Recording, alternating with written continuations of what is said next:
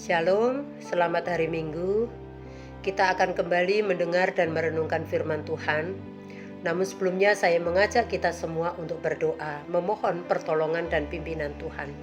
Mari kita berdoa. Bapa di dalam surga, kami naikkan pujian dan syukur kami ya Allah. Engkau yang telah memberikan penyertaan berkat kepada kami. Engkau yang telah menyatakan anugerah Tuhan sepanjang hidup kami sampai pada saat ini. Bahkan juga yang masih memberikan kesempatan kepada kami untuk kami menjalaninya. Dan biarlah kami menggunakan kesempatan itu dengan bertanggung jawab. Itulah sebabnya saat ini kami mau mendengarkan firman Tuhan. Kiranya Tuhan memimpin dan menolong kami. Biarlah kami menjadikan hati kami sebagai tanah yang subur, tanah yang gembur, untuk ditanami benih kebenaran itu, sehingga dapat bertumbuh dan berbuah. Kiranya Tuhan menolong kami. Dalam nama Tuhan Yesus kami berdoa dan memohon. Amin. Firman Tuhan kali ini diambil dari Markus pasal 10 ayat 46 sampai 52. Saya akan membaca untuk kita semua. Demikian firman Tuhan. Yesus menyembuhkan Bartimeus. Lalu tibalah Yesus dan murid-muridnya di Yeriko. Dan ketika Yesus keluar dari Yeriko bersama-sama dengan murid-muridnya dan orang banyak yang berbondong-bondong, ada seorang pengemis yang buta bernama Bartimeus, anak Timeus, duduk di pinggir jalan. Ketika didengarnya bahwa itu adalah Yesus orang Nazaret, mulailah ia berseru, "Yesus anak Daud, kasihanilah aku." Banyak orang menegurnya supaya ia diam, namun semakin keras ia berseru, "Anak Daud, kasihanilah aku." Lalu Yesus berhenti dan berkata, "Panggillah dia." Mereka memanggil orang buta itu dan berkata kepadanya, "Kuatkan hatimu, berdirilah, ia memanggil engkau." Lalu ia menanggalkan jubahnya, ia segera berdiri dan pergi mendapatkan Yesus.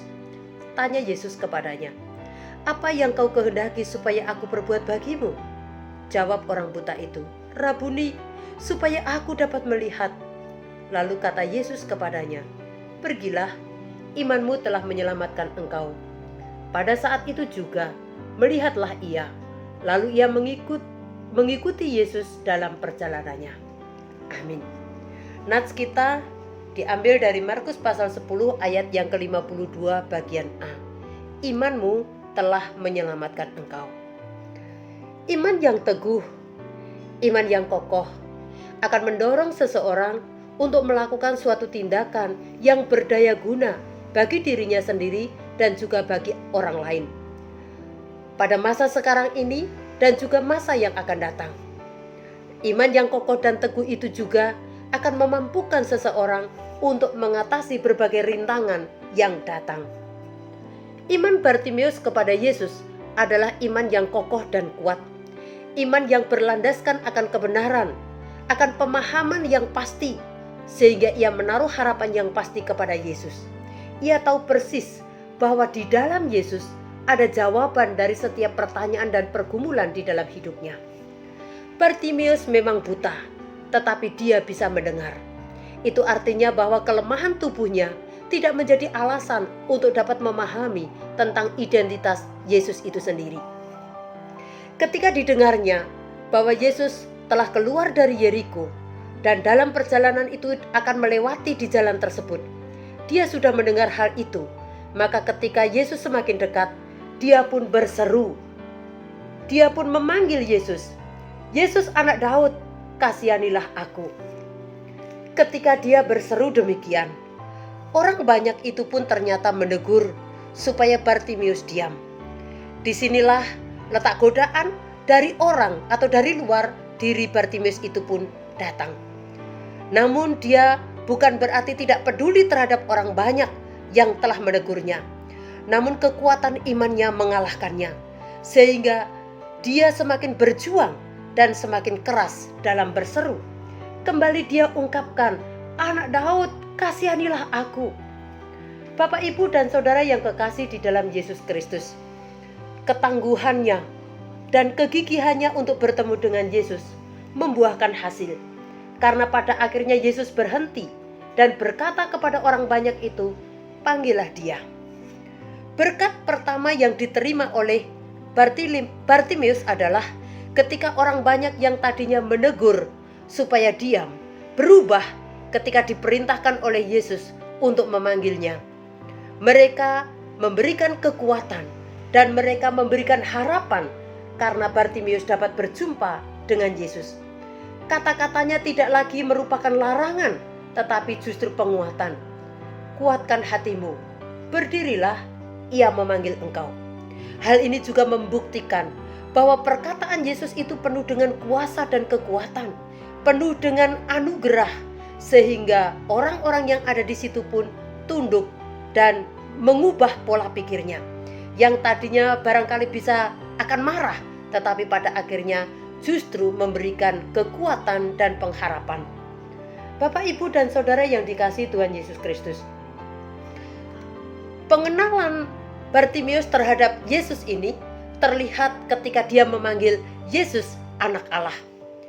Ini merupakan bukti pengakuan dan pengenalan yang mendalam tentang identitas Yesus itu sendiri, yang bukan hanya sekedar Yesus anak tukang kayu atau anak Yusuf, bukan hanya sekedar Yesus dari Nazaret, tetapi dia tahu bahwa Yesus adalah Mesias yang lahir dari keturunan Daud. Karena apa yang dijanjikan oleh Allah berada dalam pribadi Yesus itu sendiri. Yang kedua, ketika Yesus memanggil Bartimeus dan bertanya, "Apa yang kau kehendaki supaya aku perbuat bagimu?" Dan Bartimeus pun menjawab, "Rabuni, supaya aku dapat melihat." Panggilan Rabuni ini membuktikan pengakuan bahwa Yesus adalah guru dan Bartimeus adalah muridnya.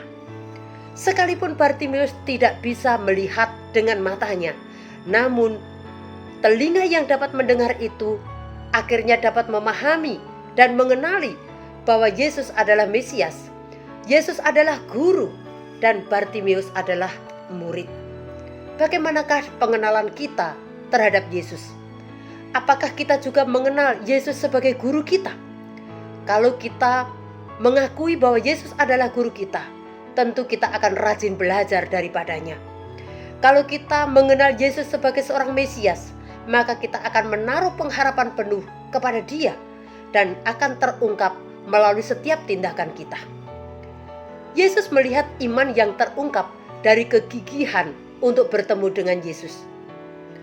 Apalagi ketika Yesus memanggil, Bartimeus ini pun menanggalkan jubahnya sebelum dia bertemu dengan Yesus.